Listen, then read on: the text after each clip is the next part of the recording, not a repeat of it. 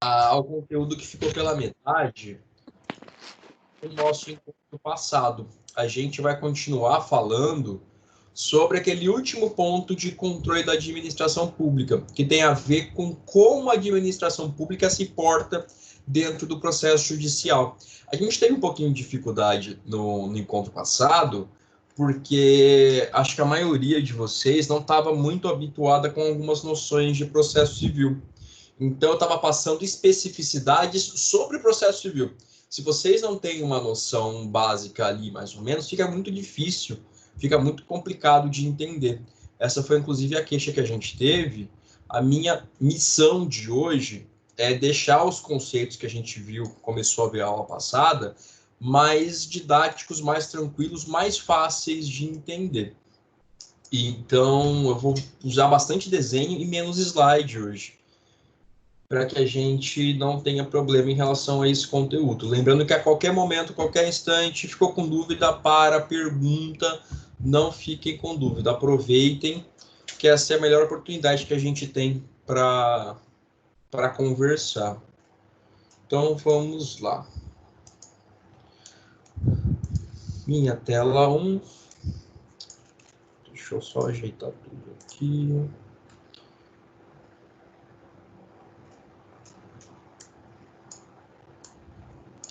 Aqui, pessoal. Eu comecei a fazer um desenho para vocês no encontro passado, que a gente ia fazer um esquema só para a gente também não se perder onde estamos.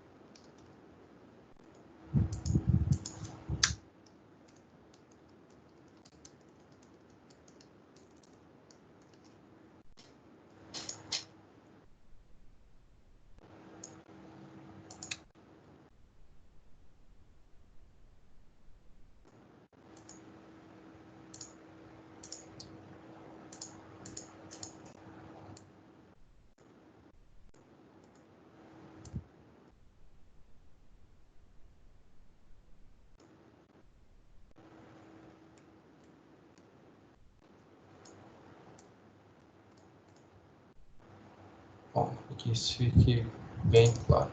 Vamos lá. Pessoal, a gente começou a falar lá passado sobre o bendito do processo civil e sobre o procedimento que chamava procedimento ordinário no Código passado e que agora chama procedimento comum. Então, quando eu ajuizo uma ação, ela vai, em regra, seguir o procedimento comum definido no Código de Processo Civil.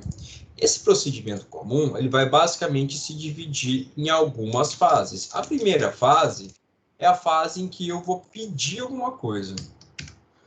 É a fase da petição inicial. É a fase em que eu apresento o meu pedido para o juiz. Então, essa primeira bolinha é a fase postulatória.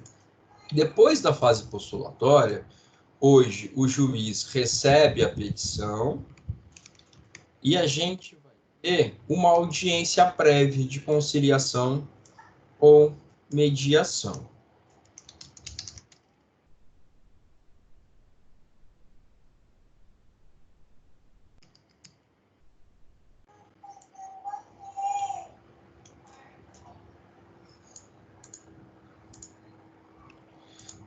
Depois dessa audiência, a gente tem uma etapa em que a parte ré, quem foi demandado,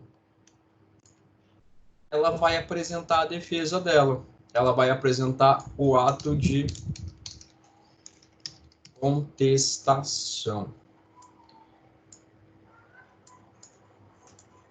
Depois dessas etapas, o juiz, a juíza, vai parar, olhar para o processo e falar, ok, o que o autor da ação queria, o que o réu negou, o que ele contestou e o que eu, juiz, vou me preocupar em colher provas a partir de agora.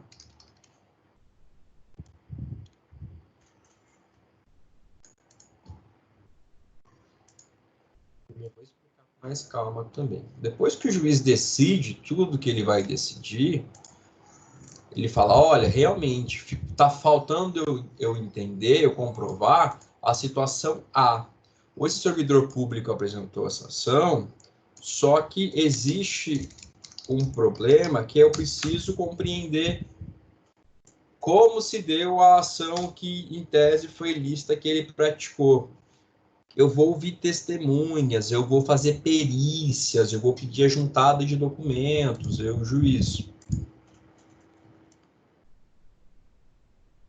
Depois que o juiz instrui a ação, que ele colhe todas as provas que ele precisa,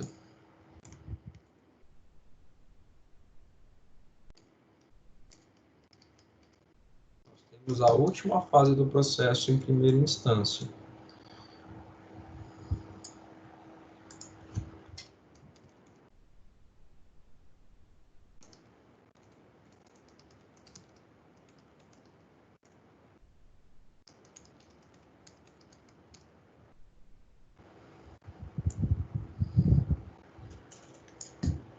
E aí também existe depois a possibilidade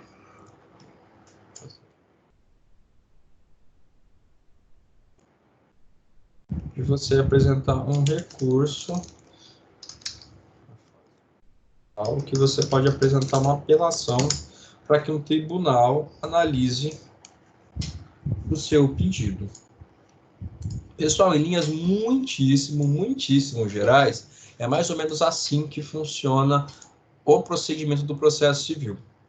Então, imaginem que estou fazendo o controle judicial de um ato da administração pública, que eu vou ajuizar uma daquelas ações sobre as quais a gente conversou na prova de vocês, por exemplo. Eu vou ajuizar uma ação ordinária contra a União, porque a União realizou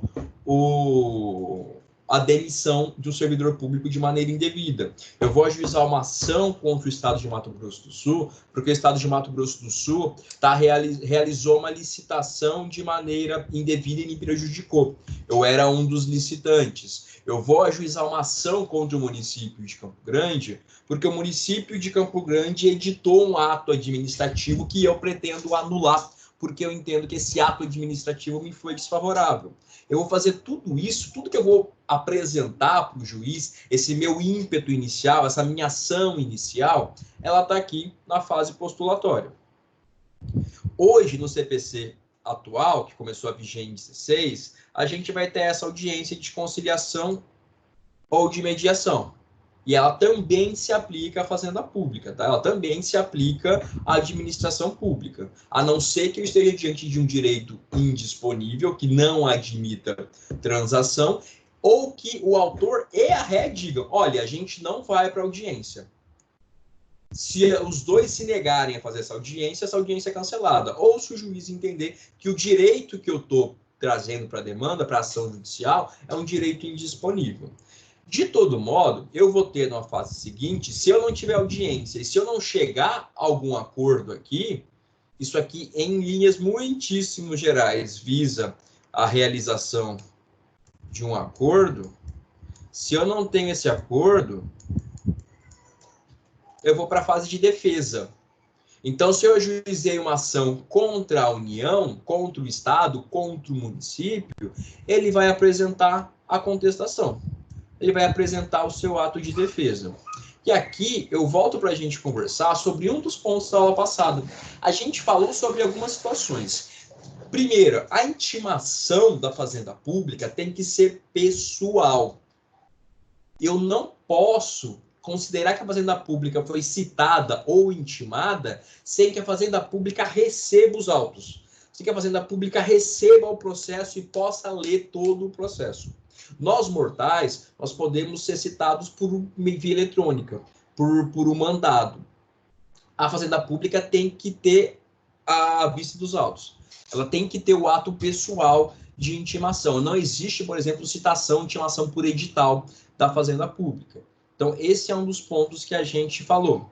A fazenda pública só pode ser citada ou intimada de maneira pessoal. Outro ponto que a gente também destacou na aula passada foi que os prazos para a fazenda pública, eles são em dobro, a não ser quando eles são especificamente apontados. Então, se eu digo, fazenda pública, apresente uma prova em 5 dias, e eu sou juiz, a fazenda pública tem que me apresentar a prova em 5 dias. Agora, e se a fazenda pública tem que contestar? De acordo com o CPC, o prazo para contestação, pessoal, é de 15 dias. E nesse CPC atual são 15 dias úteis. Então, nós mortais, nós privados, nós particulares, nós os Joões da Silva, nós temos 15 dias úteis para apresentar contestação. Isso não ocorre com a fazenda pública. Isso não ocorre com a União, com uma autarquia, com uma entidade da administração que tenha personalidade de direito público. Essas entidades vão ter, na condição de fazenda pública, vão ter o prazo em dobro.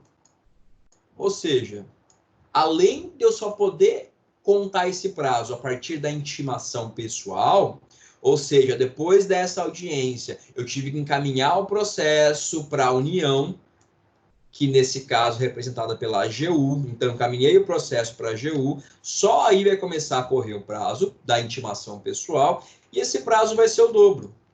E esse prazo vai ser, então, de 30 dias úteis para a fazenda pública se manifestar. Mesmíssima coisa vai acontecer em relação ao recurso. Se a lei diz que nós temos 10 dias para apelar, a fazenda pública vai ter o dobro. Se a lei diz que a gente tem, sei lá, 3 dias, eu posso confundir os prazos do processo civil com o processo penal, para apresentar embargo de declaração,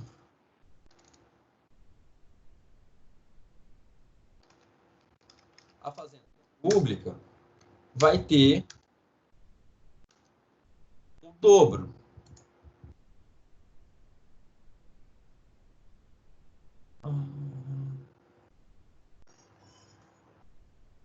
Ó, aqui nos processos civis são 5 dias.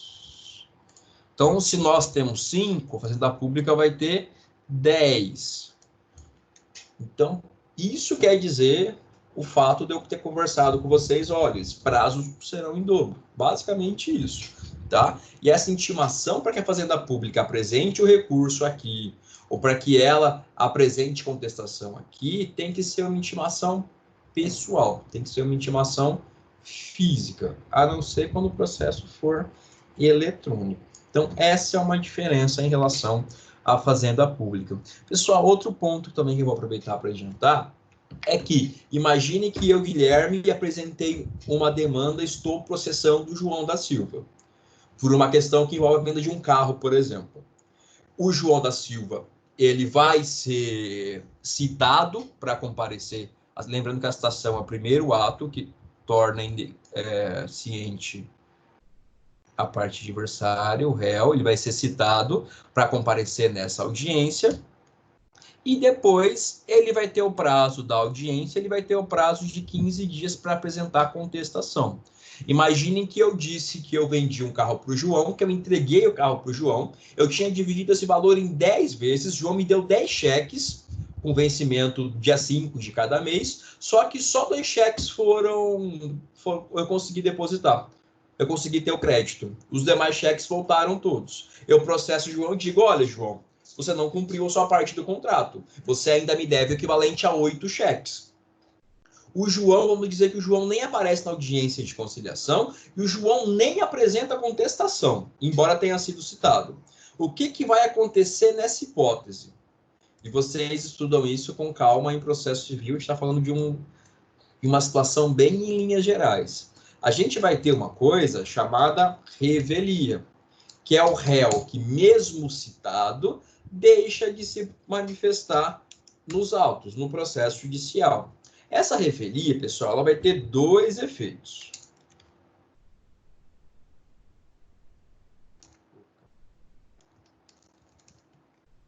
Um efeito processual e um efeito material. O efeito processual, ele basicamente tem a ver com se eu citei esse réu não apareceu, não se manifestou no processo, eu simplesmente vou deixar de intimar o réu dos demais atos do processo. Ele vai parar de ser cientificado, de ser notificado dos atos seguintes do processo. Aí a gente tem o efeito material, que é o efeito mais importante da revelia. Segundo o Código de Processo Civil, pessoal, se o réu é revel e ele não é administração pública, eu posso considerar verdadeiros os fatos alegados pelo autor. E a partir disso, eu e o juiz, em vez de fazer o saneamento, eu posso, nessa etapa aqui, já fazer o julgamento antecipado. Eu nem preciso instruir. Porque se o réu foi cientificado, foi citado e não falou nada, é porque é verdade que o autor está dizendo. Esse é o entendimento que o CPC dá. É a presunção do CPC de que, olha, essa pessoa não se prontificou a comparecer no processo, vou considerar verdadeiros os fatos alegados pelo autor. E a partir disso, o juiz pode julgar o pedido de acordo com o que o autor está alegando na sua petição inicial. Só que, se o meu réu é a fazenda pública, pessoal, esse é um ponto importante, isso aqui não acontece. Eu não vou presumir verdadeiros os fatos alegados pelo autor, ainda que eu não tenha contestação da fazenda pública. Ainda que a fazenda pública, por mais que tivesse 30 dias, tenha comido barriga e não apresentado o seu ato de contestação. Eu não posso, porque o interesse público, que é defendido, que é tutelado pela fazenda pública, ele é indisponível. Porque a fazenda pública não está defendendo no processo judicial o dinheiro do João da Maria. A fazenda pública está defendendo no processo judicial o interesse da coletividade. Ela vai responder com o patrimônio de toda a coletividade, com o patrimônio do erário público. Então, esse efeito material da revelia, ele não se aplica quando eu estou diante de uma ação movida contra a fazenda pública. Esse é um outro ponto importante, uma outra diferença em relação ao processo, quando eu tenho como parte uma entidade da administração pública que é de direito público. Professor, e aí, sim, pode falar. Pode fazer essa aula no YouTube? Uhum. Ah, tá, beleza. Eu tô anotando aqui, mas tá muito rápido aí. Tá rápido?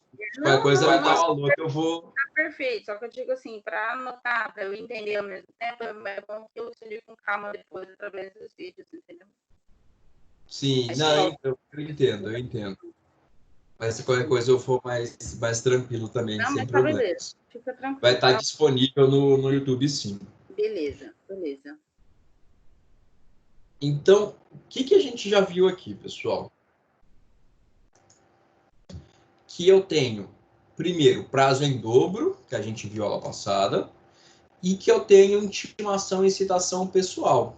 Além disso, eu tenho essa situação de que o efeito material da revelia não se aplica em relação à fazenda pública, o que aconteceria em relação a um particular.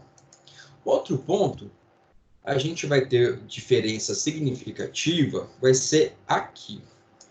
E depois a gente vai estender mais um pouco aqui. Em relação a saneamento e instrução, que é a fase aqui, colheita de provas, e aqui é a fase em que o juiz decide como ele vai colher a prova, o que ele vai colher, isso aqui a gente não vai ter nenhuma diferença significativa. Não tem nada aqui que a gente tenha que estudar. A sentença também vai ser a mesmíssima sentença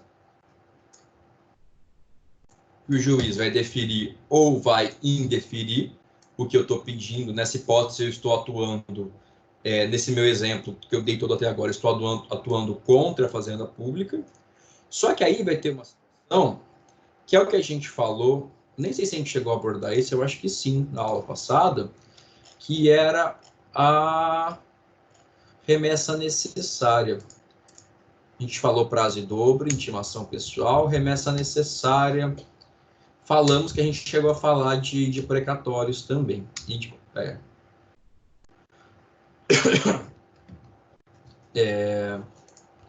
Aqui, pessoal, também é tudo igual na minha sentença, só que aí tem uma grande diferença, que é a diferença da remessa necessária. Como funciona no processo em que o João da Silva é parte? Se o João da Silva não gostou da sentença que o juiz, no fim do processo, proferiu, o que o João da Silva tem que fazer? Ele tem que apresentar uma apelação. Ele tem que necessariamente apresentar um recurso. E se o João da Silva não gosta da sentença e mesmo assim deixa de recorrer, deixa de apresentar a apelação? Sinto muito, João da Silva. A sentença do juiz, por mais que tenha sido desfavorável para você, ela transitou em julgado. Ela se tornou imutável. Ela só vai poder ser alterada na hipótese de ação rescisória. Isso não acontece, pessoal, em relação à fazenda pública.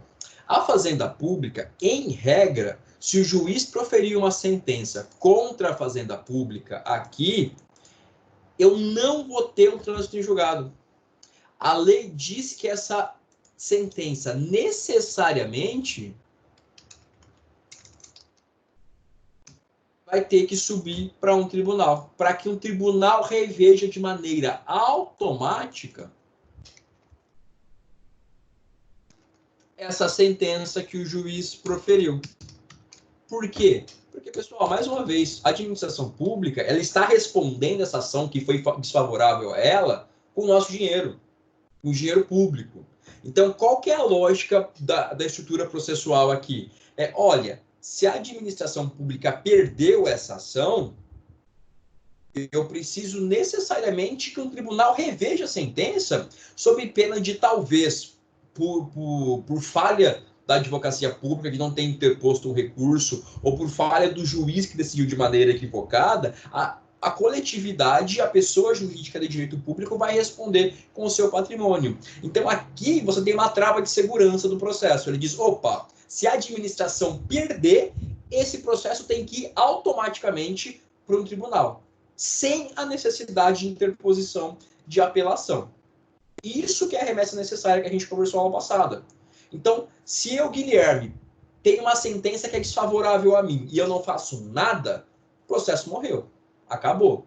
Transitou em julgado. Em primeiro grau. Acabou. Agora, se eu, administração pública, tenho uma sentença que me é desfavorável e eu não faço nada, acabou? Não. Para acabar, eu preciso que um tribunal confirme a sentença do juiz. Ou que um tribunal, se for o caso, altere a sentença do juiz. Mas é sempre assim? Não é sempre assim, pessoal. Essa é a regra. Vamos achar aqui.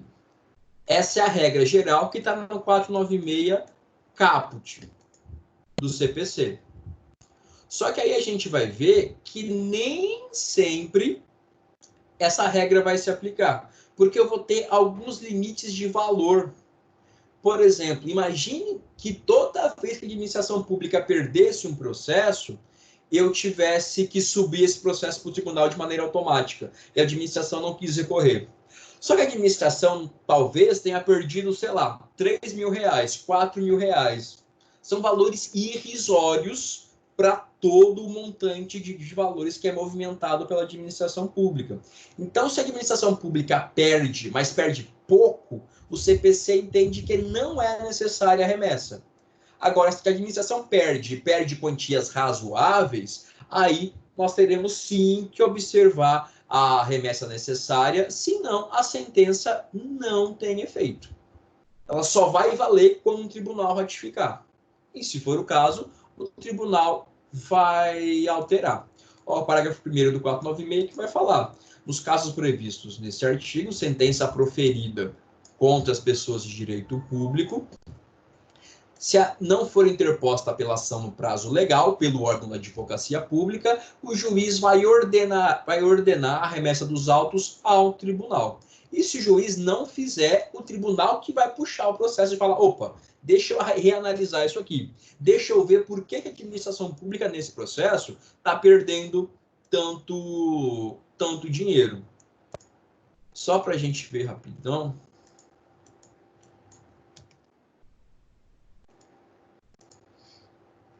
Ó, remessa necessária, 496. E aqui a gente tem, ó, parágrafos 3º e parágrafos 4º, as hipóteses em que eu não aplico a remessa necessária. Então, remessa necessária é regra.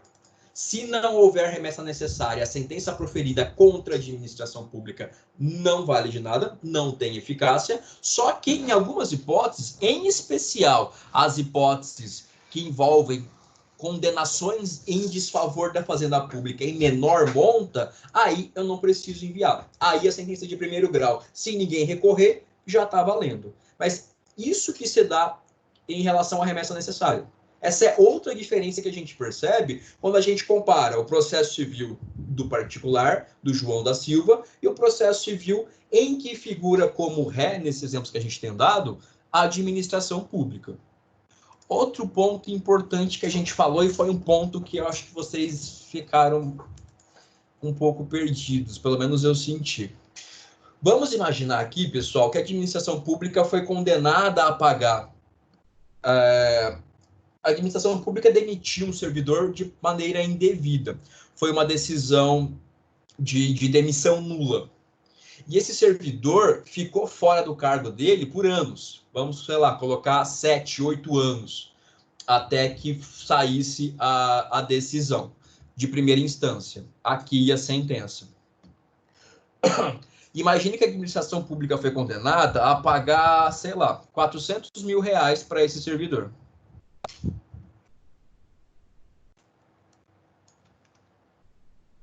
Deixa eu mudar de assunto.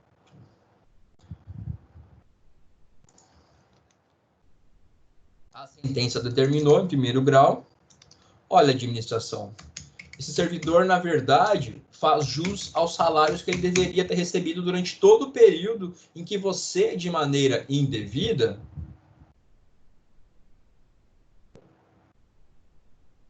impossibilitou de receber. Ok, a sentença disse isso.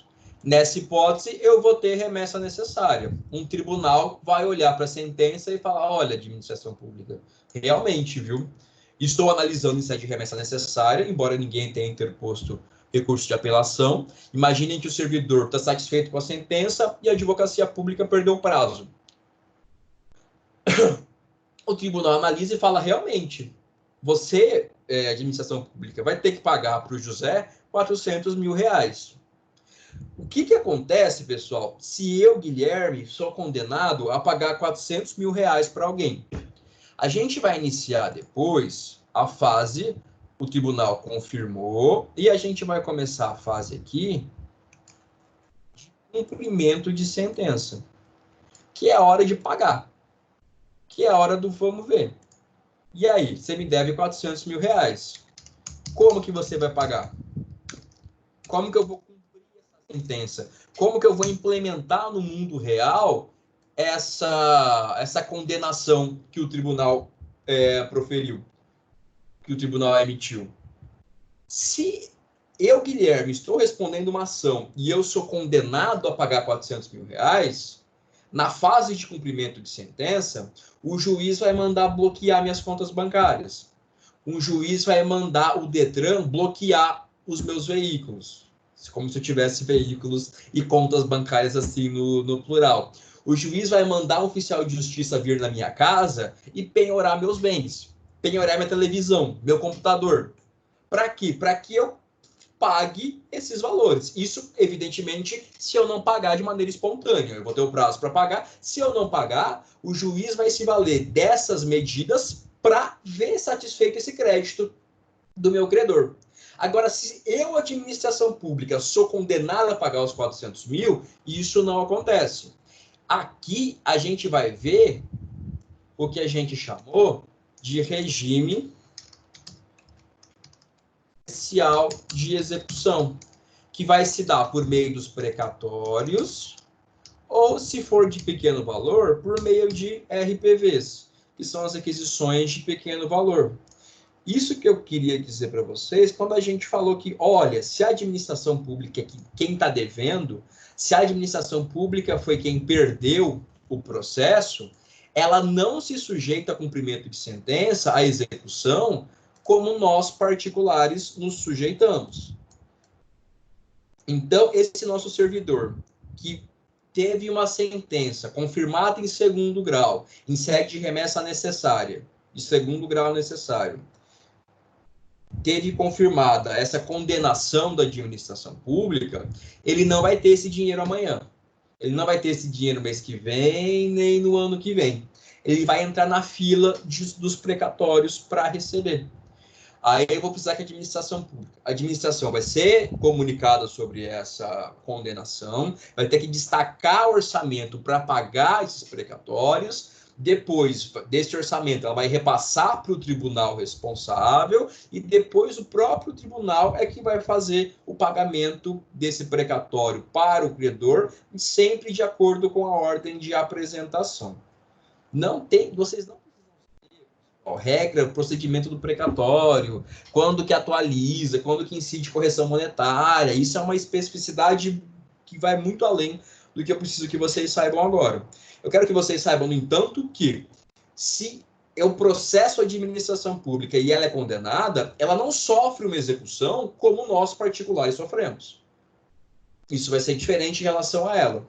Então, quando a gente falou sobre remessa necessária e sobre o regime especial de execução, a gente falou dessa fase pós-sentença e é sobre essas especificidades. Tem que subir, em regra, para ser confirmada por um tribunal a sentença do juiz, e quando a administração tem que pagar esses valores não são cobrados dela como são cobrados dos particulares. Esses valores são cobrados por meio de um regime especial, que a gente chama de regime especial de execução, que vai se dar por precatório ou por RPV. Então, depois de feitos todos esses rabiscos, espero que eu não esteja indo tão rápido, a gente vai voltar para falar, eu acho que de um ponto um dos que mais deu nó, que foi quando a gente falou sobre a antecipação de tutela contra a fazenda pública.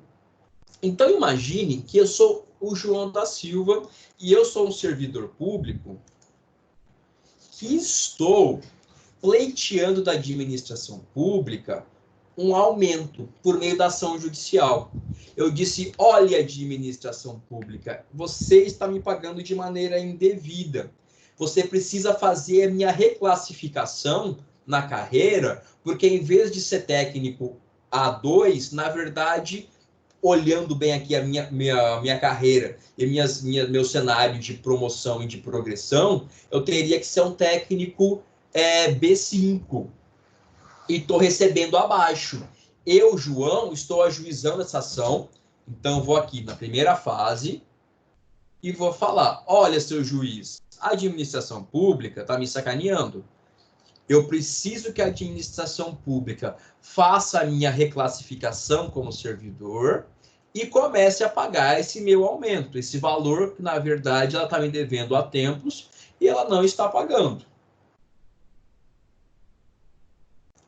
Em regra, o João vai fazer esse pedido, só que o João não está afim de esperar, pessoal, até o fim do processo.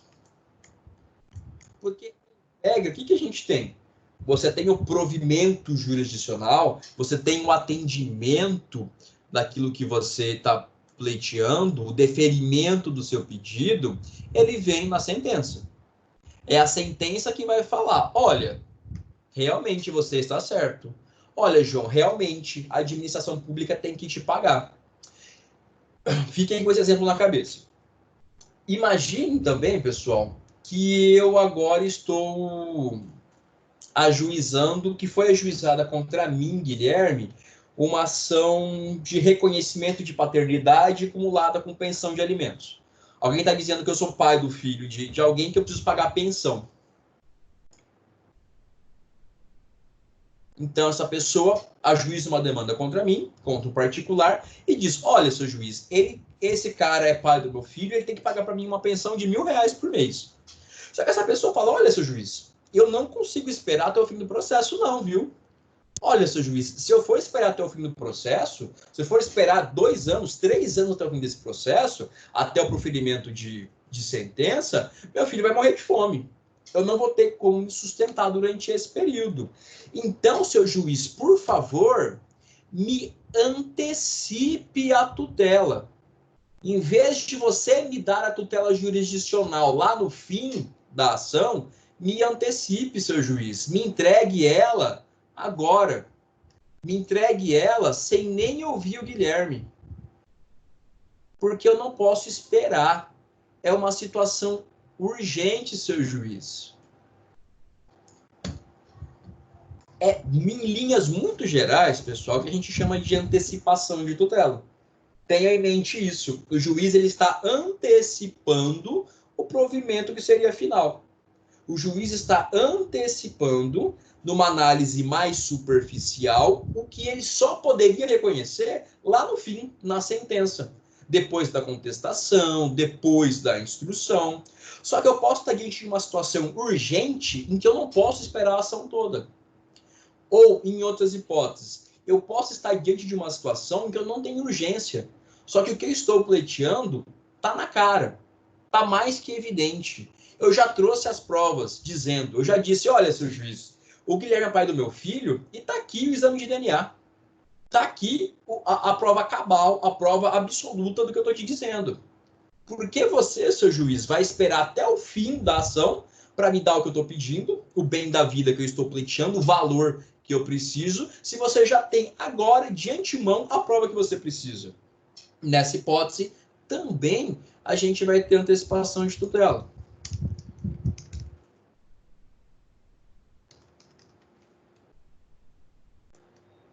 Guardem o exemplo do nosso servidor para daqui a poucos instantes.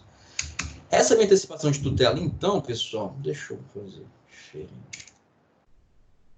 E isso que a gente começou a ter de maneira muito clara com o novo CPC, ela pode ser uma tutela com base na urgência, como eu disse. Seu juiz, se você não me antecipar a sentença, eu vou morar na rua. Seu juiz, se você não me conceder agora esse pagamento, esse valor, eu não tenho onde morar, não tenho o que comer. Meu filho vai passar fome.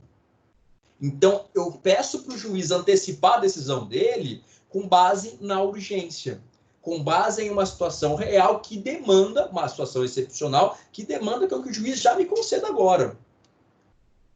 E isso em linhas gerais, tá? Vocês conversam com o Lucas depois de processo civil. Tutela. Não escrevam na urgência, não, pelo amor de Deus, pessoal. Digitei errado. Tutela de urgência.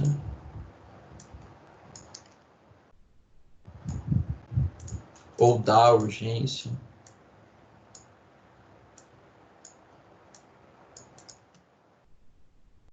Acho que dá, fica até melhor.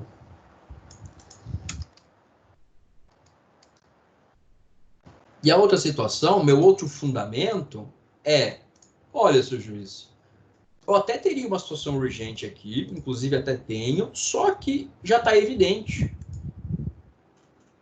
Eu já estou te apresentando as provas cabais, absolutas, peremptórias, que você precisa para me adiantar o que eu estou te pedindo. Então, essa relação processual entre mim e essa pessoa que é juiz de uma ação contra mim, é basicamente assim que vai funcionar. E isso vocês vão estudar, vão estudar com o Lucas em processo civil. Quando vão ver como funciona, quais são os requisitos, quais são todos os detalhes, as novidades que o novo CPC trouxe em relação a essa antecipação de tutela. Isso aqui, pessoal, é que vocês ouvem falar por aí também como decisão liminar. É a mesmíssima coisa, é um sinônimo. elas são sempre provisórias, tá? Não é porque o juiz me adiantou aqui no começo da ação a sentença que ele não pode, a qualquer tempo, revogar. Ou na sentença, depois de instruir, depois de ver tudo o que ele queria ver, de colher todas as provas, ele fala, olha, lá no começo da ação, eu te antecipei a tutela. Eu te antecipei o que você precisava. Só que agora, à luz, à vista de todas as provas, eu acho que você não tinha razão. Eu vou indeferir o seu pedido e revogar a antecipação de tutela. Tá? Essas medidas são sempre provisórias até a sentença. O que vocês ouvem por aí como liminar é exatamente o que eu estou falando com vocês agora.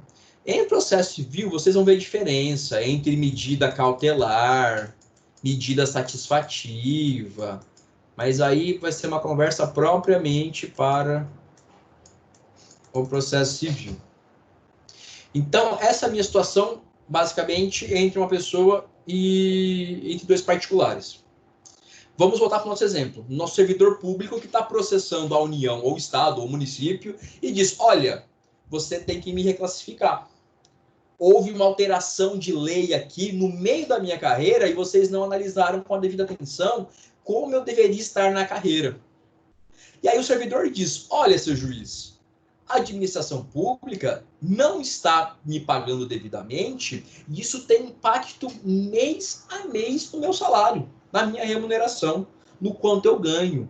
Seu juiz, a administração pública está me lesando de tal forma que a minha subsistência está comprometida. Eu não consigo pagar as minhas contas em razão desse fator que a administração pública infligiu sobre mim. Aí o que o João vai fazer? Falar, seu juiz, me antecipe a tutela. Por favor, seu juiz, nem ouça a advocacia pública, nem ouça a União. Desde agora, me conceda esse pedido. E aí vem as especificidades que a gente viu lá passada, que eu senti que vocês tiveram mais dificuldade, sobre essa questão. Nessa hipótese, o João não pode pedir. Aliás, ele até pode pedir. É que o juiz não vai poder conceder essa tutela antecipada em favor do João e contra a Fazenda Pública. O que nós vimos na aula passada? Que existem limitações, pessoal, à concessão de tutela antecipada contra a Fazenda Pública. Isso está no CPC atual, isso está na lei do mandado de segurança, isso está numa lei específica sobre essas limitações. O STF já disse que são constitucionais essas limitações. Porque pensem, se eu digo, seu juiz, eu não tenho que comer, seu juiz.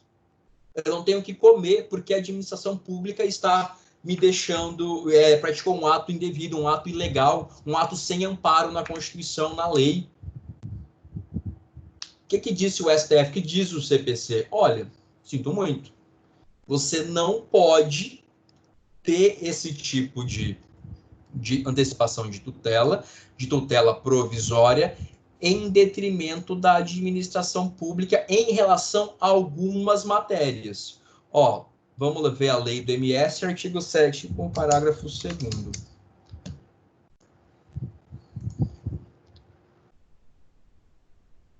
Ó,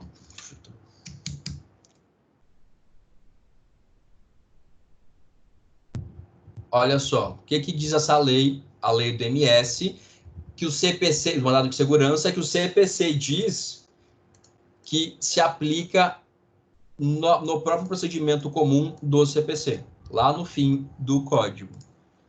Não será concedida medida liminar que tenha por objeto, entre outros, por exemplo, a reclassificação ou equiparação de servidores públicos, a concessão de aumento ou a extensão de vantagens ou pagamentos de qualquer natureza.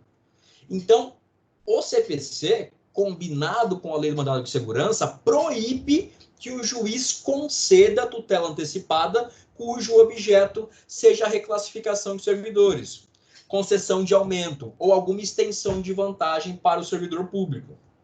Não pode, é vedado. E o STF já julgou que essas vedações são constitucionais, que pode sim. Esse é o cenário geral, pessoal, em relação à antecipação de tutela contra a Fazenda Pública. Só que esse cenário ele é muito flexibilizado na prática. Porque imaginem, isso é muito comum, uma demanda previdenciária. Uma demanda que é movida contra o INSS, que é uma autarquia federal e que, portanto, se submete a essas regras que a gente está vendo aqui agora. Imagine que eu sou um aposentado que ganho um salário mínimo por mês e tive a minha aposentadoria suspensa ou cassada. E eu ajuizo uma ação e falo, seu juiz, o que eu tenho é isso. E só. E eu sustento ainda, crio 2 netos, com um salário mínimo. É comum que isso, nessas situações, seja flexibilizado e, apesar dessas limitações todas, o juiz, na prática, conceda sim, tá? Então, o que vai cair em OAB e provas na vida de vocês? Não pode. Mas quem enveredar para o lado da advocacia vai saber que isso acontece. Que em algumas situações, especialmente em demandas previdenciárias, os juízes concedem sim antecipação de tutela. E aí vem uma situação que já está mais segura, que é uma flexibilização quanto ao fundamento da antecipação de tutela. Porque percebam, a gente acabou de falar que a minha tutela antecipada pode ter 2 fundamentos, a urgência ou a evidência. Na urgência, eu não trago para o juiz aquela prova cabal. Eu trago uma prova ali mais ou menos. O juiz teria que instruir melhor. O juiz teria que colher mais elementos de convicção. Só que o juiz me concede antecipação de tutela porque a minha situação é urgente. É uma situação que não admite espera. Então o juiz decide sem ter certeza. Só decide porque ele está com receio. O que a doutrina tem feito, pessoal? Isso tem ganhado corpo, tem ganhado aceitação. É que eu só vou proibir a concessão de antecipação de tutela, travou tudo aqui, quando eu estiver diante de provimento de urgência. Isso está no livro que eu trouxe para vocês um pedaço e também no fórum que alguns processualistas, alguns doutrinadores se reúnem para fazer alguns enunciados. E eles dizem nesse enunciado 35 que as vedações à concessão de tutela provisória contra a fazenda pública limitam-se às tutelas de urgência. Então, o que eles estão dizendo aqui para a gente? O nosso amigo João, se ele diz para o juiz, olha, juiz, eu preciso que você me conceda essa reclassificação porque eu estou passando fome. Porque se você não me conceder, eu não tenho como manter minha subsistência. O juiz falaria, olha, João, sinto muito, cara. A lei me proíbe. Porque a lei não admite que eu, juiz, decida sem ter provas numa situação que vai ferir os cofres públicos, que vai ferir toda a coletividade, porque a administração pública nada mais é do que gestora da coisa pública. Sobretudo porque algumas daquelas situações, elas se tornam estáveis no tempo. Então, às vezes, é muito difícil você reverter. E também você não conseguiria reaver os valores pagos ao servidor. Agora, se o João, que está pleiteando reclassificação, não usa o fundamento da urgência, se o João diz, olha, seu juiz, eu quero tutela antecipada, você pode, e eu peço que você desde já me conceda a reclassificação e o aumento, não porque é uma situação urgente, mas porque é uma situação evidente. É porque aqui na minha petição inicial, seu juiz, eu já trouxe todas as provas necessárias para que você compreenda, faça a sua convicção e perceba que eu estou certo. Nessa hipótese, aí eu poderia sim conceder antecipação de tutela em favor do João e contra a fazenda pública. Pessoal, deu para entender? Eu acho que era o ponto mais complicadinho, porque eu tinha que trabalhar com alguns outros conceitos prévios antes da gente fazer essa diferenciação. Tá ok? Alguém está com alguma dúvida sobre isso? Professor. Oi, Flávia, bom dia. Bom dia, eu cheguei atrasada porque a minha internet hoje estava um caos com essa chuva. Mas, Sem assim, problemas. do ponto que eu peguei até agora, deu para entender bem agora. Foi bem esclarecedor essa explicação. O desenho é melhor do que o slide, né? É bem melhor, pelo desenho foi bem melhor. E assim, eu não sei se é por conta da última aula, mas eu tive mais facilidade de aprender hoje. Ah, que bom, fico feliz. Cadê o resto do povo da sala, gente? Não, vocês estão. Começou, tava só a Melissa e a Marcela, só a gente tava em 3. Sério, prof? Sério, não, agora lotou. Agora a gente tá em 11. Agora sim. Não, tá ótimo. Não, mas é que você falou, a internet, o pessoal deve estar oscilando hoje e vai ter gente que vai ficar na cama um pouquinho mais também. Então, acontece. Acontece. Bom, mas pessoal... Dá desculpa que tava chovendo, né? Quando a gente não vai pra faculdade, que tava chovendo. Dá desculpa que tá na internet agora. Não, a internet de vocês... Eu não sei se é a internet de vocês ou se é a minha que não tá legal. Quando vocês falam, tá vindo cortado. Mas eu tô entendendo. Espero que vocês estejam me ouvindo bem também. Não, professor, seu áudio tá tranquilo. Tá ok? Eu tô assistindo a aula hoje, mas eu não tô fazendo anotação. Na hora que ela subir para a plataforma, aí eu... beleza. Tá? Não, beleza. Hoje à tarde tá para vocês, no Ava e no YouTube também. Mas, bom, pessoal, em linhas gerais, revendo o que a gente tinha, e tá nos slides depois, os slides não fizeram sucesso a aula passada, mas eles estão aqui, tá? Que vocês quiserem ver, mas o professor disse que existe precatório, onde está escrito? Se vocês quiserem depois ler com calma o que está aqui, eu basicamente expliquei tudo isso pelo desenho.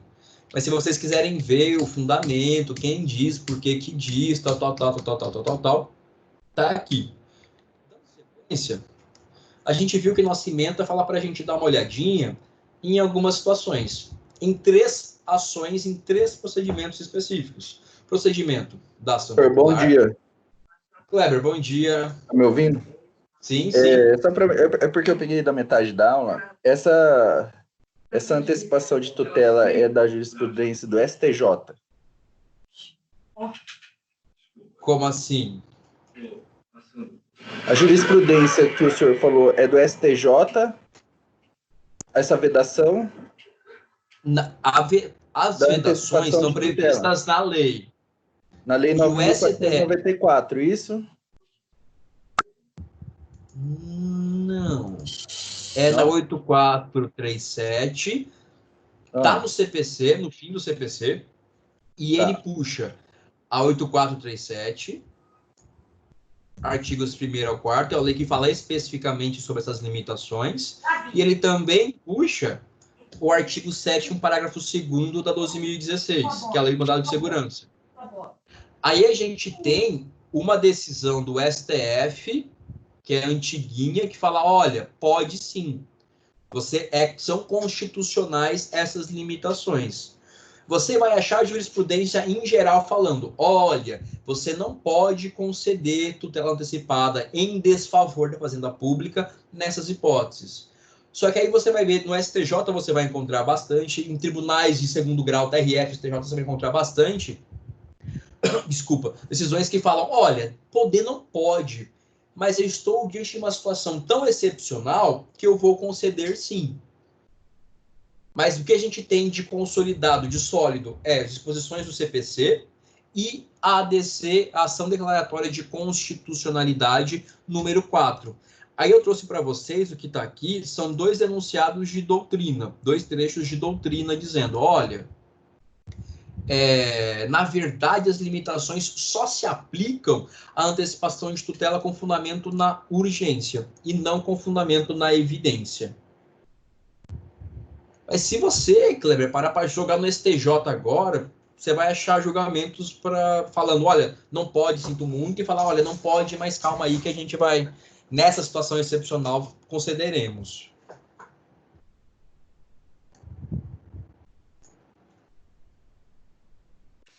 Certo, professor. Obrigado. É só porque eu peguei da metade mesmo. Tá? Não, tranquilo, tranquilo. Bom, pessoal, o que a gente conversou agora, como eu disse para vocês, é do procedimento comum. Ou seja, Esse aqui é basicamente o rito previsto no CPC para toda e qualquer ação que não tenha um rito especial. Só que aí existem, a gente conversou sobre isso na prova de vocês, existem demandas, existem remédios constitucionais que vão ter algumas especificidades, que vão seguir um procedimento e que vão ter requisitos e efeitos que podem ser diferentes daqueles que eu vou conseguir por meio do procedimento comum do Código de Processo Civil. Então, nossa ementa quando fala, olhe, estudem, mandado de segurança, ação popular e ação civil pública, ela fala para a gente conversar sobre 3 tipos de ação que vão ter especificidades, que vão ter procedimentos, por exemplo, diferentes. Então, a gente vai basicamente agora, pessoal, conversar sobre essas 3. Mas, professor, se cabe ação popular, eu não posso ajuizar uma ação ordinária, procedimento comum? Pode, sem problema nenhum. Professor, mas e se cabe mandado de segurança? Eu não posso ajuizar uma ação comum? Pode, sem problema nenhum. Então, vocês vão ver, pessoal, que existem esses ritos que são especiais, só que eu sempre posso me socorrer do rito comum do CPC, tá? Que é o rito, é o geral, é o genérico, é o que sobra. Quando não for um rito especial, eu vou me utilizar dele, que é ele que vocês estudam ao longo de todo o processo civil, que a gente fez um resumão bem por cima aqui, mas para que a gente entendesse algumas especificidades em relação à fazenda pública.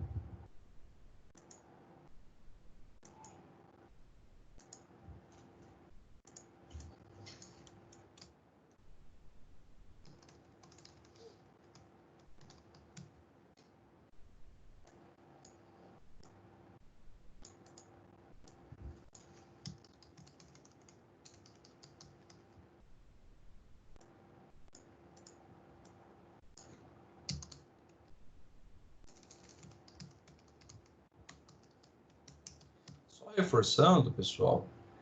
Ah, professor, então quando a gente fala de controle da administração pública, a gente vai ter que sempre falar pela via jurisdicional, a gente sempre vai falar nessas 3 hipóteses de ações apenas. Não, falso. A gente só pinça 3 porque a doutrina sugere e eu também acho que são convenientes.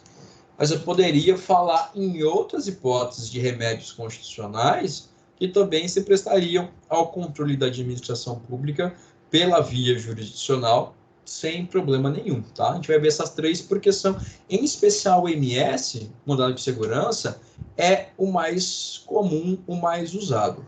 O MS, pessoal, ele é um amigo de vocês que vocês já conhecem, porque vocês falam sobre ele pelo menos desde lá do 2º, 3º semestre de vocês, quando vocês começaram a estudar o artigo 5º da Constituição e viram as disposições sobre remédios constitucionais.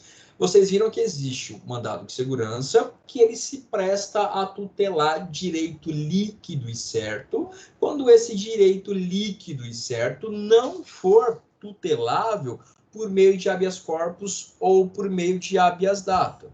Então, vocês viram no artigo 5º, que será concedido mandado de segurança que protege direito líquido e certo, desde que não amparado por habeas corpus ou habeas data, quando o responsável pela ilegalidade ou abuso de poder for autoridade pública ou agente de pessoa jurídica no exercício de atribuições do poder público. Aí a gente tem uma lei específica que a gente acabou de abrir, que é a Lei 12.000.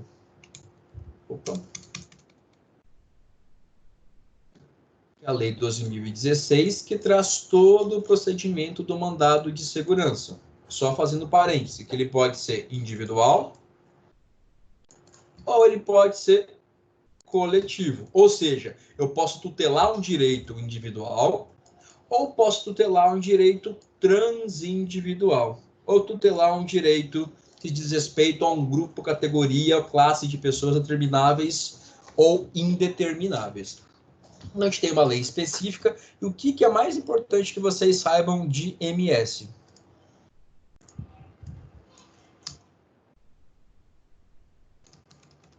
Primeira coisa, direito líquido e certo. O que diabos é um direito líquido e certo? Alguém me ajuda, por favor. Eu tô com a garganta seca de tanto falar já. Me ajuda. E o que é um direito líquido e certo?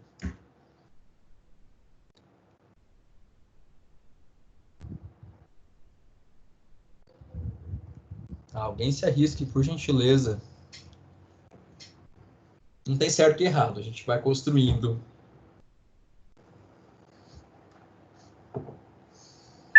É a forma para entrar com mandado de segurança, professor? Não. É um requisito. Mas o que quer dizer esse requisito? Por que é líquido e certo? Por que esse direito é diferente de um direito que eu poderia tutelar por meio de uma ação ordinária?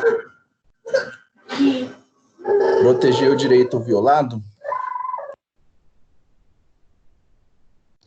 A questão desse direito líquido e certo, pessoal, é que eu vou ter um direito violado, como o Kleber falou, só que eu consigo já de antemão evidenciar esse direito. Eu consigo já de antemão, com os documentos que eu apresento junto na minha petição inicial do mandado de segurança, demonstrar para o juiz, para o órgão jurisdicional, tudo aquilo que eu preciso. Por que isso, pessoal? O mandado de segurança ele não admite instrução. Eu não posso fazer perícia em mandado de segurança. Não existe audiência em mandado de segurança. Eu vou trabalhar o MS com um direito que já está plenamente evidenciado. Um direito que já está demonstrado. Um direito que eu consigo, de antemão, com a minha petição inicial, falar, olha, juiz, a administração pública fez isso. Está aqui a prova. A situação que a gente trabalhou em prova. A administração pública demitiu o servidor de maneira indevida. O que eu ia fazer na hora de impetrar o MS? Eu ia pegar a cópia do PAD. Eu ia pegar a cópia dos procedimentos que ensejaram a demissão indevida. E ia juntar e falar, olha, seu juiz, a administração pública não respeitou aqui contraditório e ampla defesa. E eu, só com a cópia do PAD, já consigo demonstrar. Eu não preciso fazer perícia, eu não preciso de uma audiência, eu não preciso ouvir os servidores públicos do órgão. Se eu estiver em uma ação ordinária no rito do CPC, posso, sem problema nenhum. Mas eu não preciso. Por quê? E se eu não preciso, aí sim eu posso impetrar o mandado de segurança. Então, nosso direito líquido e certo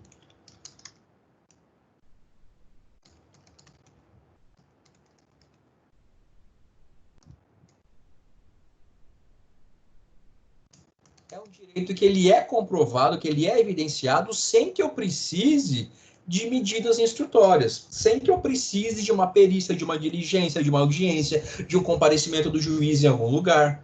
Então, eu só com a documentação da petição inicial, eu já mostro para o juiz o que eu preciso. Então, o mandado de segurança tem essa característica, esse requisito, porque ele não tem instrução e também porque ele é rápido. E, ao mesmo tempo, uma situação justifica a outra, uma circularidade. E, ao mesmo tempo, ele é rápido, porque ele não tem instrução. Então, você apresenta para o juiz e fala, olha, o juiz está aqui. No MS, pessoal, se eu fosse fazer... eu fechei aquilo ali. Mas no MS, se a gente fosse fazer um esqueminha, ele ia ser um esqueminha muito mais simples. Eu vou ter aqui a petição inicial, vou ter aqui a apresentação de informações pela autoridade coatora, e vou ter aqui a sentença. E só, acabou o MS.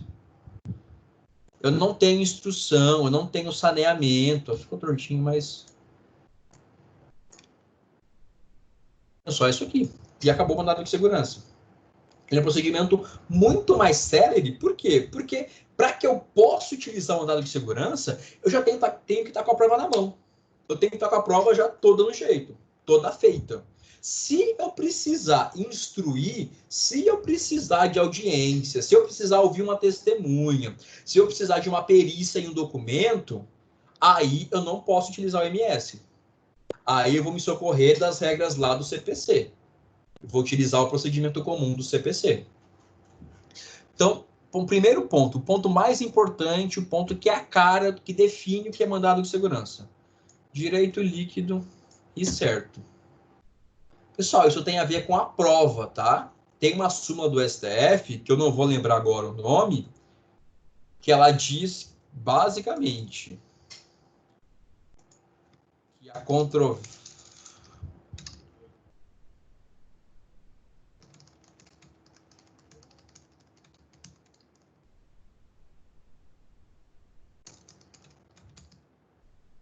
O meu direito líquido certo tem a ver com a prova. Eu posso ter inventado uma teoria maluca que eu acabei de aprender no meu pós-doutorado na Alemanha. E ninguém no Brasil nem conhece. Oi, Clever? Acho que é súmula 429, eu acho. Me ajuda aqui, então. Vamos achar ela. 429. Opa, se não colocar o tribunal, não vai, né?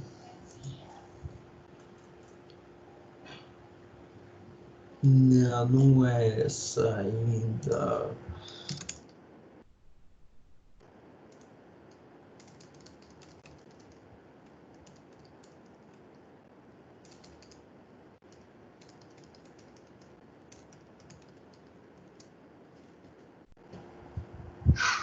Ó, súmula 625. Vamos ver se é súmula 625.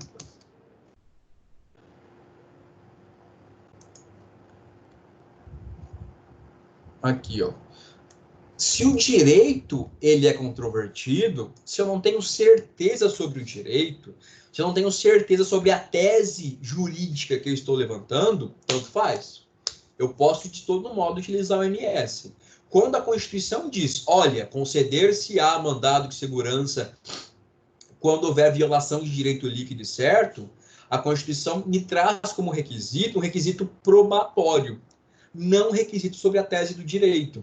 Tá? Então, se eu inventar uma tese maluca, ou se eu acabar de aprender uma coisa que ninguém no Brasil conhece e enfiar na minha petição inicial do mandado de segurança, tanto faz. O juiz tem que analisar e ele pode me conceder o MS. O meu requisito aqui é, eu tenho que estar com as provas já na mão. Eu tenho que estar com toda a situação probatória bem definida, bem evidenciada. Então, isso é o direito líquido e certo. Outro ponto importante, pessoal, sobre o MS é que ele tem um caráter subsidiário.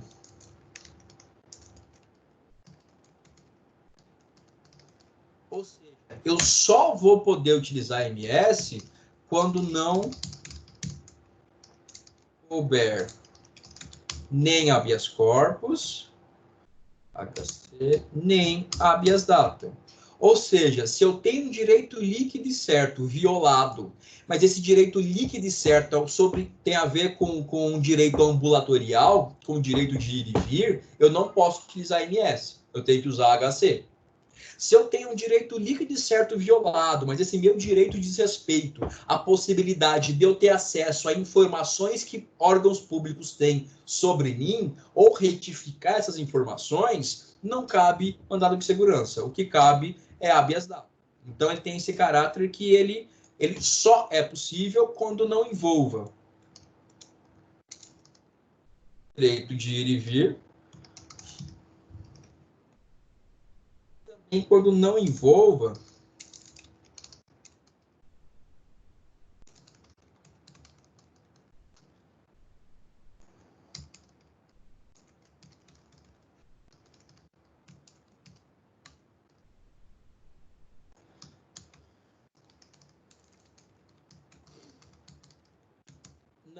situações tuteláveis por meio de habeas data, tá? E aí a parte final ali do inciso do artigo 5º, que eu queria chamar a atenção de vocês, é que a minha autoridade coautora, aquela que pratica o ato ilegal ou de abuso de poder, ela tem que ser entidade pública ou entidade privada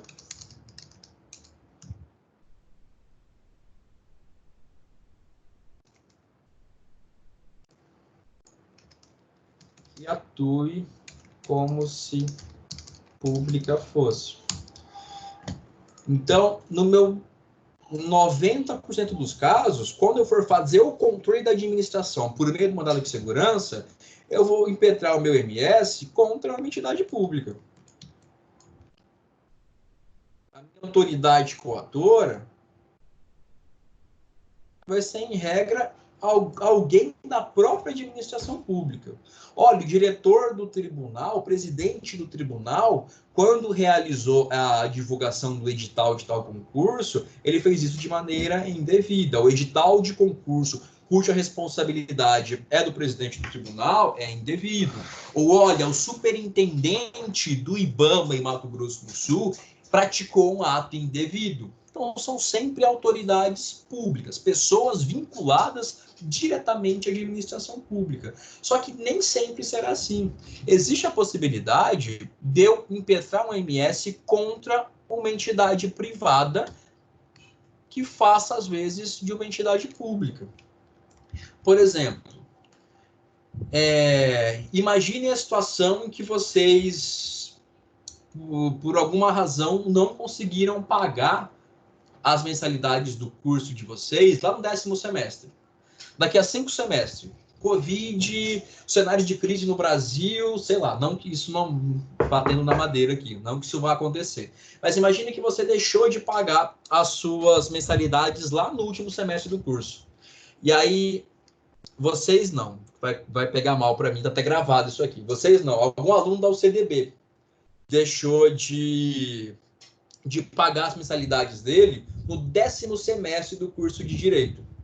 O CDB, que é uma entidade privada. É uma entidade privada, ainda que sem fins lucrativos. Uma entidade de ensino, uma instituição de ensino.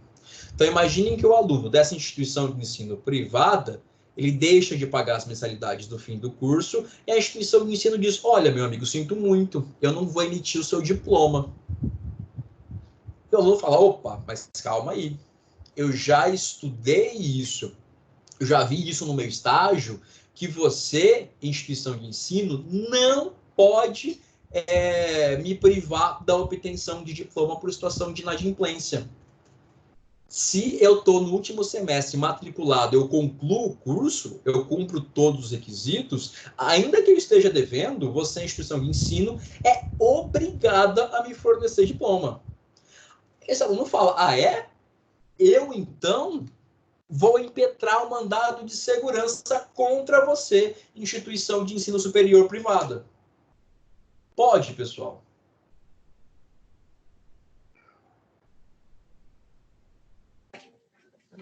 Eu creio que sim, professor. Por quê, Kleber? Me ajuda.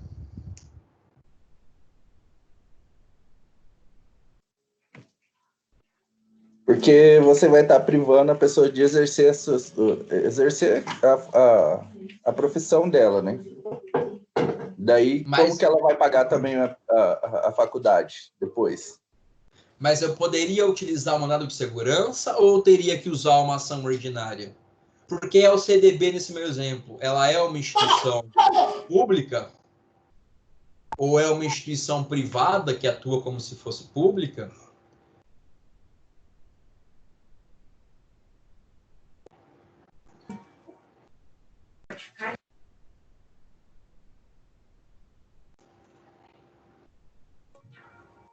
O professor, Sim. Nesse caso aí poderia ser um mandado de segurança, porque não é uma questão de urgência. Então, imagina se eu passei no concurso público. Certo. Imagina se eu passei no concurso público e preciso desse diploma para mim estar ingressando nesse concurso. Certo.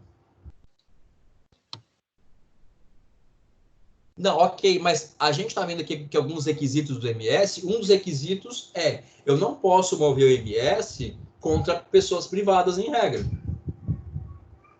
Eu não posso, por exemplo, impetrar o MS contra você, nem vocês contra mim, como pessoas físicas. A situação aqui, você tá com argumentos legais, mas o requisito que eu queria trabalhar com vocês aqui é que a instituição de ensino, pessoal, ela pode ser privada, mas a instituição de ensino atua como se pública fosse. Porque peguem a Constituição, vocês vão ver que a educação é um direito social e que a educação é função do Estado. É função do Estado em ensino superior, privativamente tem que ser prestado pela União. o ensino médio pelos estados e o ensino fundamental pelos municípios. Tanto é que qualquer instituição de ensino, para que atue, só o faz com supervisão, com autorização do Estado. Nós, na faculdade, para a gente conseguir abrir o curso de Direito, a gente tem que ter a autorização do MEC. O que é o MEC? União. O que é o MEC? É entidade, é um órgão da administração direta, da União. Nós passamos por visitas periódicas que vêm. Olha, será que essa entidade privada está prestando serviço educação a contento? Então, por exemplo, vamos ter que decorar isso, tá? Só para vocês entenderem essa dinâmica. Por exemplo, as entidades de ensino, elas atuam como se fossem públicas. Elas desempenham função pública. Sim, Cléber? Nesse caso, então, não só o diploma, né? Qualquer outra coisa que você queira da faculdade, você pode. Sim, se você tiver violado um direito líquido e certo seu, que não tem a ver com liberdade, nem obtenção de informações próprias, MS. Isso porque as instituições de ensino, elas atuam como se fossem públicas. Outra consequência disso, por exemplo, se você vai impetrar o MS... Professor, só mais uma pergunta. Sim, pode falar. Só mais uma pergunta. Tem algumas instituições privadas que elas abrem concurso. Isso também serve para essas instituições? Por exemplo, o HU, o hospital universitário. Através de EBSER, esses concursos. Eles são seletistas, mas pode também? Sim, pode também, sem problema nenhum. Você pega a EBSER, nada mais é do que uma instituição privada que é contratada para realizar a gestão de pessoal do hospital universitário, entre outros hospitais no Brasil. Então, aí eu tenho uma entidade que é privada, que tem CNPJ de empresa privada, mas atua como se a instituição pública fosse. Atua desempenhando função pública. Então, nessa hipótese, eu posso impetrar um MS, sim, ainda que eu não esteja diante propriamente de uma entidade da administração pública. Então, esse é outro ponto que eu queria chamar a atenção de vocês, em relação aos nossos requisitos do mandado de segurança. Pessoal, na sequência, a gente tem a ação popular, que também é uma conhecida de vocês, que vocês também já viram na Constituição. Talvez tenham visto como remédio constitucional, talvez não. Mas o que eu tenho no artigo 5º da Constituição? Qualquer cidadão é parte legítima para propor ação popular que vise a anular ato lesivo ao patrimônio público ou de entidade de que o Estado participe. A moralidade, o ato lesivo também, a moralidade, ao meio ambiente e ao patrimônio histórico e cultural. Então, o que a gente tem na Constituição? Alguns requisitos já da ação popular, e percebam que a ação popular ela é regida por uma lei bem antiga, que é a 4717 de 65. E essa lei 4717, pessoal, ela é legal, que vocês vão ver que ela é uma lei lá de 65, que ela trazia já os elementos do ato administrativo. Isso aqui a gente estuda, a gente deve estudar semestre que vem, ou talvez no seguinte, em atos. Então, se eu tenho qualquer vício em um ato administrativo, a Constituição e a Lei 4717 me dizem, olha, você, cidadão, pode ajuizar uma ação sem custo, sem gastar dinheiro com isso, para que seja tutelada esses bens da coletividade, para que você consiga tutelar, você, cidadão, o patrimônio público, moralidade administrativa, meio ambiente, patrimônio histórico e cultural. Então, a Constituição prevê esse remédio, que é na essência, uma forma também de controle da administração pública. Então, na ação popular, o que a gente tem, pessoal? Primeiro requisito. Cidadão ou cidadã, que é o requisito mais marcante também da ação popular. O que isso quer dizer, pessoal? O Ministério Público pode ajuizar uma ação popular? Não pode. Uma entidade uma empresa privada, uma associação, pode ajuizar ação popular? Não pode. Ou a Defensoria Pública pode ajuizar ação popular? Não pode. Só o cidadão, só a pessoa física pode ajuizar ação popular. E desde que essa pessoa demonstre a condição de cidadão. Então, a gente tem como requisito que na petição inicial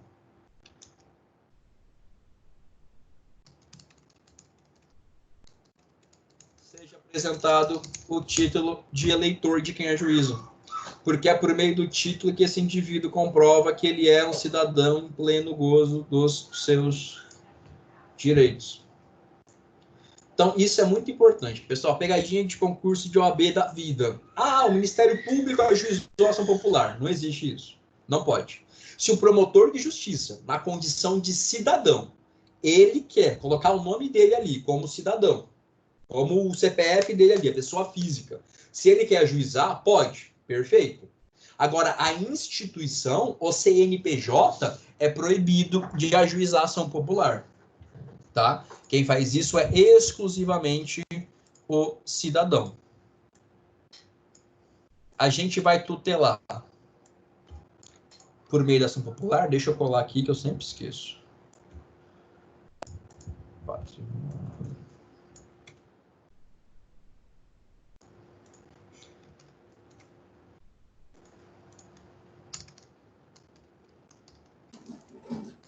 Então, por meio dessa ação popular aí, eu posso contestar a administração de uma prefeitura, por exemplo, professor? Perfeitamente, perfeitamente.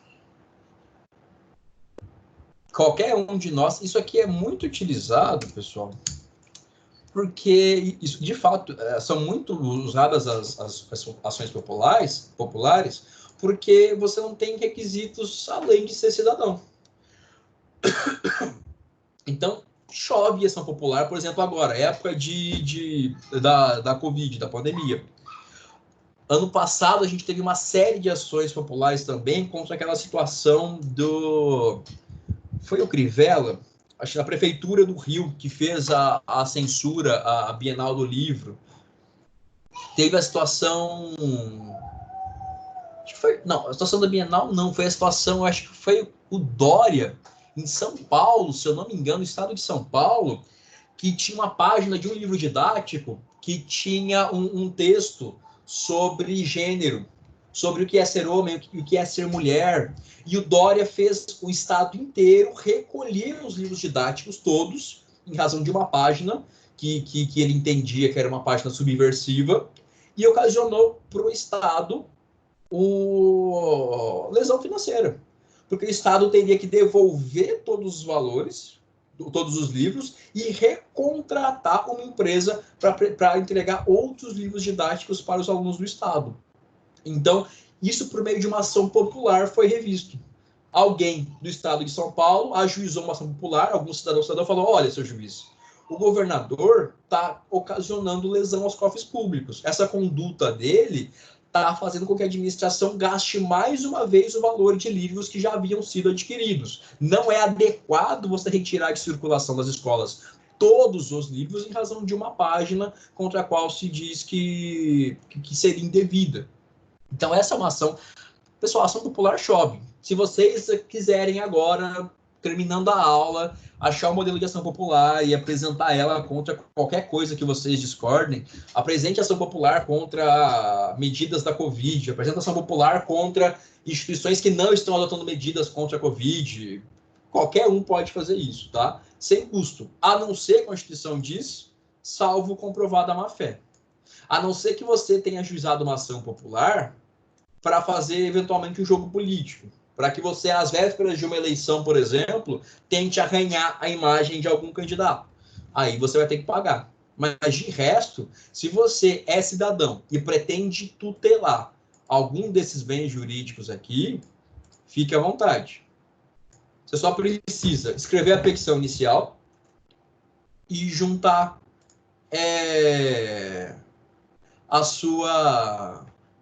o seu título de eleitor. Mas um ponto aqui que também não quero enganar vocês é que nós não temos Eu também não tenho capacidade postulatória, tá? A gente precisa de advogado. Eu não vou precisar de advogado no habeas corpus apenas. Aqui eu vou precisar, sim, de advogado. E sobre ação popular, pessoal, era basicamente isso que eu queria falar para vocês. O cidadão, esses bens públicos. Depois vocês vão ver aqui no slide, só porque eu também abri e chamo a atenção, que na ação popular, a gente tem o reexame necessário invertido, tá? A gente falou mais cedo na aula que se eu tenho uma sentença que é contrária à administração pública, essa sentença não vale até que um tribunal chancele, referende, ratifique. Na ação popular, essa lógica ela é invertida, porque a ação popular vai ser movida contra um ato da administração pública, muito possivelmente. Só que na ação popular, eu vou ter remessa necessária, reexame necessário, em favor do cidadão. Se eu tenho, por exemplo, uma sentença que não julga a ação, ou que julga a ação popular improcedente, ela não vai valer enquanto ela não for examinada por um tribunal. Enquanto um tribunal não ratificar essa sentença contrária ao cidadão popular, a pessoa que ajuizou a ação popular. Então, a ação popular, pessoal, quem tiver curiosidade de abrir a 4717, mas ela é basicamente o que está no artigo 5º da Constituição. Não tem nada. Isso aqui é uma especificidade que eu acho muito curiosa e tem muito a ver com o que a gente acabou de ver sobre reexame necessário quando a sentença é contra a administração pública. Aqui, quando a sentença é contra o cidadão, a mesma coisa acontece no rito da ação popular. E nosso último procedimento, pessoal, é a ação civil pública, que essa eu acho que vocês não conhecem. Essa aqui a gente não estuda no artigo 5º da Constituição. Essa aqui é uma ação muito específica. Se a ação popular, pessoal, ela é destinada ao cidadão, vocês vão ver que existe uma outra forma de ação, que é uma ação que pensa muito nas instituições que promovem a tutela coletiva de direitos. Então, minha ação civil pública, ela pode ser manejada não para tutelar o direito do João da Silva, não para proteger um direito do João da Silva, mas vai ser uma ação utilizada para que eu faça a tutela de direitos coletivos, de direitos transindividuais. E aqui eu tenho na própria lei. Artigo 1º. Regem-se pelas disposições dessa lei, sem prejuízo de ação popular, ou seja, se eu tenho um indivíduo que quer ajuizar a ação, ok, mas se eu vou, de acordo com os termos da lei da ACP, realizar uma ação, eu posso defender por meio dessa ação o meio ambiente, direito do consumidor, bens e direitos de valor artístico, estético, histórico, turístico, paisagístico, qualquer outro interesse difuso ou coletivo, infração da ordem econômica, ordem urbanística, honra e dignidade de grupos raciais, étnicos ou religiosos e também ao patrimônio público ou social.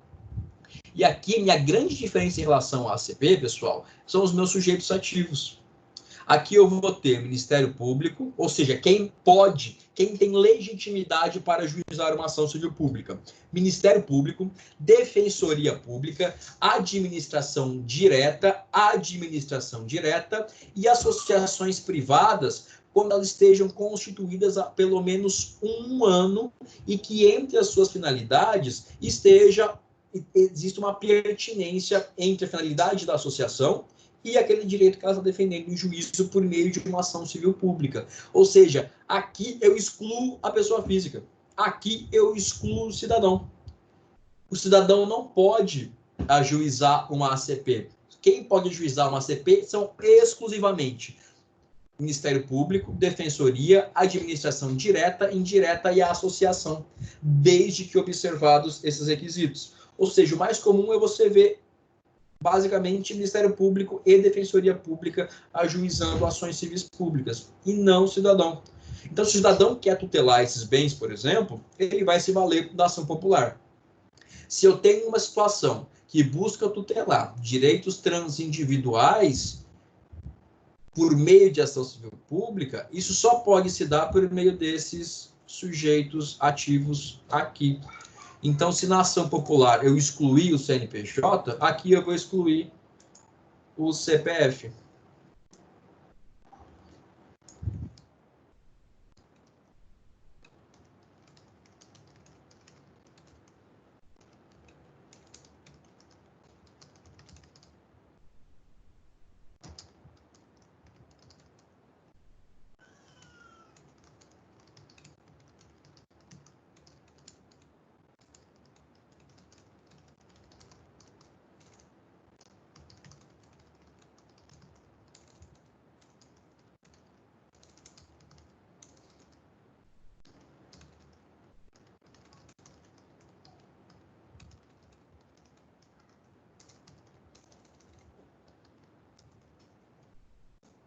Eu ia arrumar aqui, ferrou-se.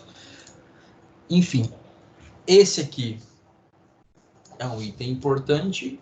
E por que ela se chama ação civil pública? Ela busca essencialmente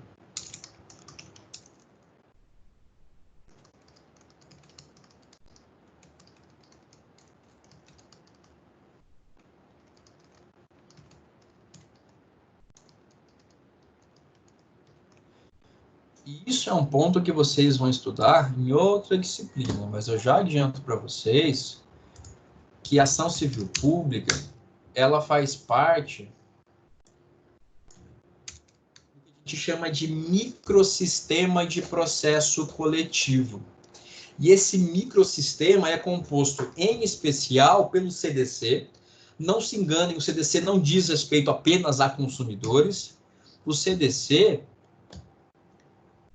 ele traz uma série de disposições que se aplicam a todos os direitos coletivos.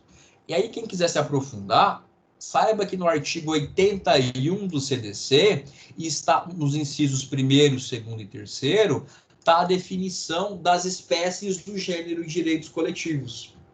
A gente pode chamar de direito coletivo em sentido amplo ou direito transindividual, os direitos difusos, os coletivos e os individuais homogêneos. E aqui estão as definições. Então, sempre que eu estiver diante de interesses que estão descritos no artigo 81, parágrafo único do CDC, eu posso usar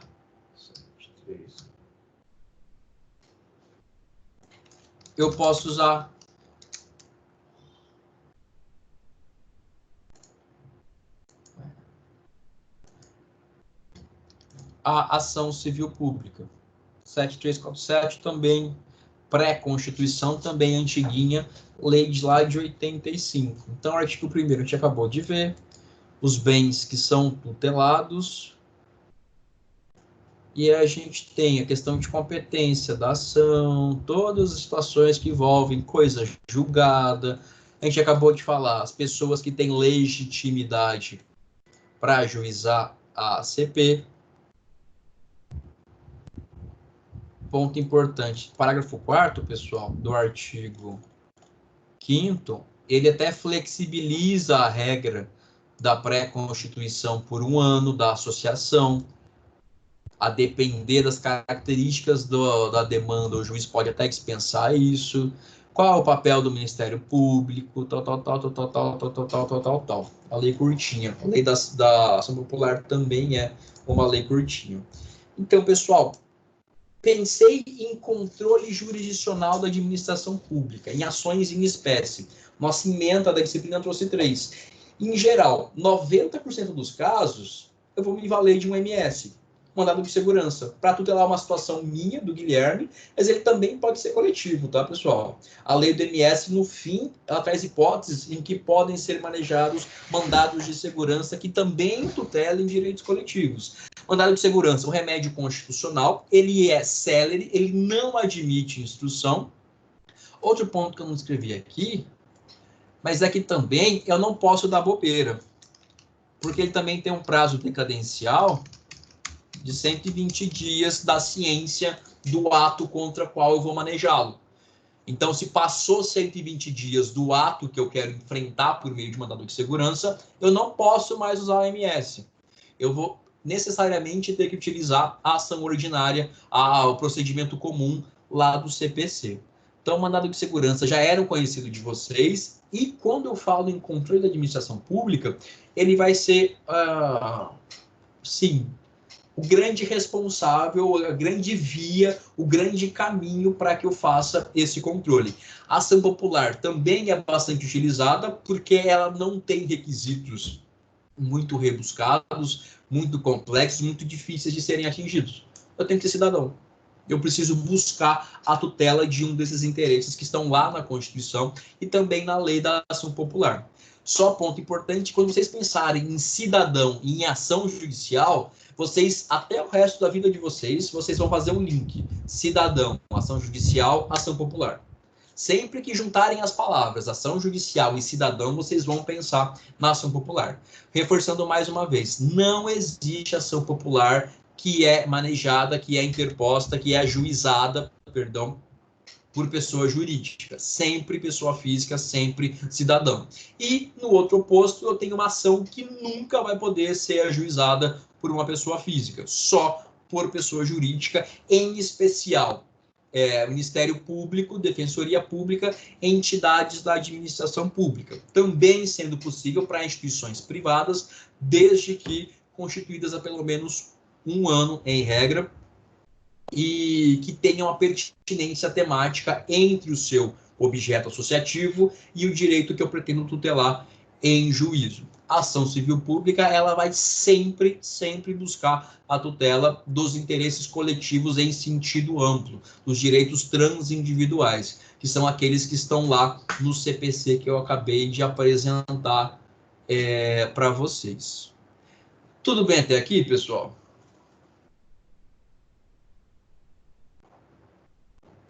Sim, prof. Professor. Sim, que bom. Pessoal, então nossa missão é essa. Vocês só vão perceber que nos slides tem uma coisa diferente, que é só um questionamento que eu trago para vocês a título reflexivo, tá? Não vou cobrar, mas é que na dinâmica do processo civil hoje a gente fala muito em meios adequados, meios alternativos de solução de conflitos, como a arbitragem, mediação, conciliação e também a negociação. E hoje um dos pontos interessantes é pensar em como a administração pública pode resolver seus conflitos utilizando essas formas alternativas e não no processo judicial. Então, fugindo um pouco de toda essa lógica que eu expus, que é uma lógica adversarial. É a administração contra o cidadão contra a administração, mas de uma forma que seja mais rápida, mais barata e mais fácil de resolver para todo mundo. É uma reflexão que fica. Quem eventualmente se animar, quiser fazer TCC a esse respeito, é um tema super em alta, super interessante, super legal. Ufa, pessoal, espero que não tenha falado tão rápido. A aula vai ficar disponível para vocês ainda hoje à tarde. E era isso que a gente tinha para conversar sobre fazenda pública em juízo, para, enfim, encerrar esse nosso imenso tópico que é controle da administração pública. Quem tiver dúvidas, por favor, se manifeste. Quem não quiser falar agora, a dúvida vier depois, me mande e-mail. Quem tem meu WhatsApp, me mande o WhatsApp. Quem quer ter meu WhatsApp, pode pegar com os demais colegas. Eu só, às vezes, sou muito mais rápido no e-mail do que no WhatsApp. Mas estou à disposição de vocês. E a aula que vem, a gente começa um conteúdo que é super legal, só que é um conteúdo bem mais curtinho, que a gente vai começar a falar propriamente de responsabilidade civil do Estado, que é entender como a administração pública responde pelos atos dela, a administração pública, que causam lesão a alguém fora de uma relação contratual. Pessoal, alguma consideração, alguma colocação, alguma dúvida, algum comentário?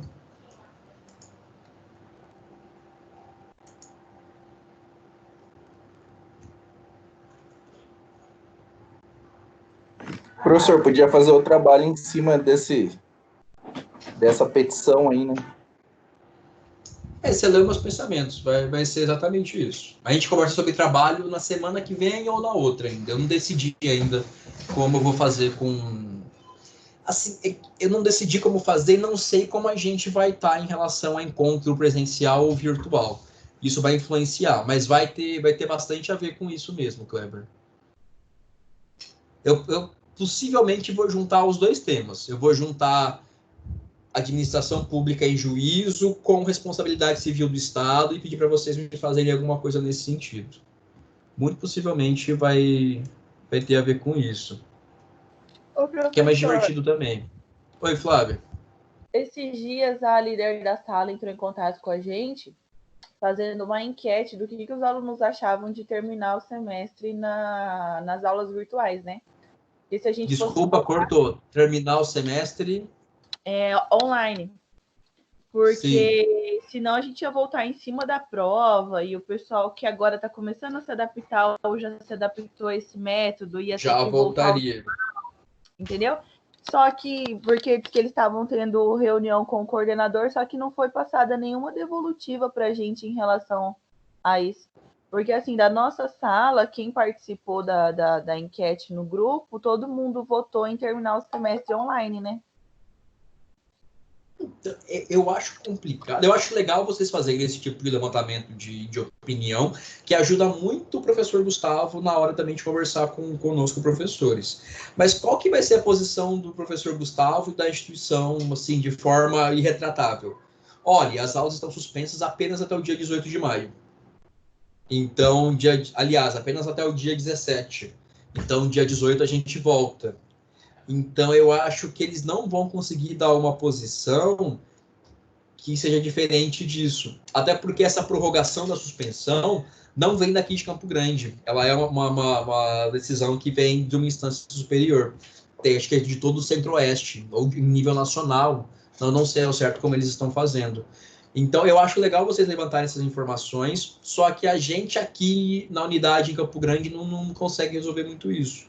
Eu, Guilherme, pessoalmente acho, a gente chegou até aqui já fazendo as aulas online, tudo online, e assim, 18 de maio vai faltar 2 semanas para acabar o semestre. Então, já que ficamos até agora todos nesse esquema, nessa dinâmica, com todos os seus ônus e bônus até agora, para que voltar para ter 2 semanas de aula, correndo os riscos inerentes à grande circulação de pessoas na faculdade, só por 2 semanas? Eu também me faz sentido a gente, já que estamos nessa, vamos tocar o barco desse jeito. Mas, assim, depende de como a instituição vai lidar com isso, se vai prorrogar ou não a suspensão das atividades. Vamos ver. Eu, professor, já vejo como o ano perdido, assim. Acho que o ano pra gente já foi um ano meio perdido, assim, não só o semestre. Então, mas assim, é o contexto em que a gente está, é o ano letivo. Eu digo para vocês sempre, eu também sou aluno, minha programação de tudo que eu ia fazer durante o ano, de produção durante o ano, de viagens que eu tinha que fazer, profissionais, para acompanhamento de saúde da minha filha. Esse ano é um ano, a gente pode chamar de perdido, um ano de reflexão, de sei lá, mas é complicado. Assim, é um contexto em que todo mundo está passando por todas essas diferenças, dificuldades de estar em casa. Mas, sei lá, a minha missão com vocês é tentar fazer isso ficar o menos estranho possível, pelo menos. Eu acho, eu falei que ia parar de apostar, porque é a última, mas eu acho que a tendência é a gente ficar à distância. Mas, enfim, vamos ver. Se vocês quiserem, como corpo docente, influenciar ou aconselhar, dar opinião, essas coisas assim, seria muito melhor também, né?